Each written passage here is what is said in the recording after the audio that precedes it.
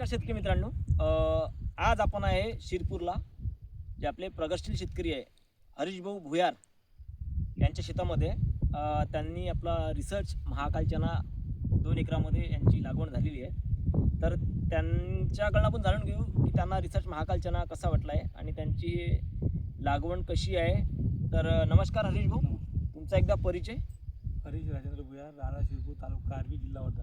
तर आपल्या शेतामध्ये जो हा महाकाल चना लागलेला आहे, तर तुम्ही किती अंतरावर याची पेरणी केली आहे? 2.5 फुटा. शेतकरी मित्रांनो, हरीश भाऊ यांनी जवळपास 2.5 फुटावर याची पेरणी केली आहे. 2 तासामधलं अंतर 2.5 फूट आहे. तर चना कसा वाटला तुम्हाला हा?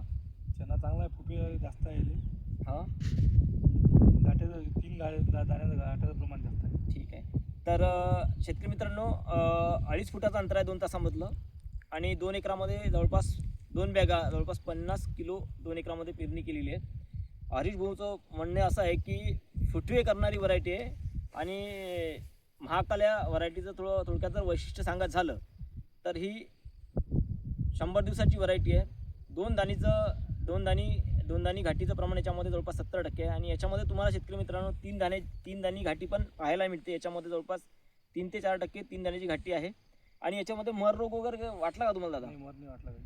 ठीक आहे. तर शेतकरी मित्रांनो, आणखी जर एक वैशिष्ट्य सांगायचं झालं तर मर रोग या व्हरायटीवर खूप कमी प्रमाणात येते. ठीक आहे, तुम्ही एक बघू शकता फुटवे वगैरे.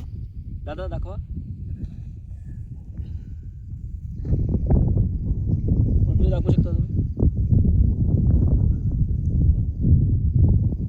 ठीक आहे. तर पुढल्या वर्षी ही व्हरायटी वाण लावायला काही हरकत नाही हरीश भाऊ. काही सांगा. ठीक आहे.